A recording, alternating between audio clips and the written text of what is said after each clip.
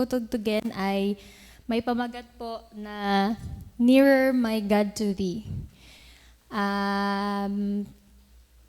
Yan. Ang pinakamagandang sitwasyon po sa kung saan sa mundong ito po na kung saan po ay marami ng kaguluhan ay yung malapit po tayo sa Panginoon.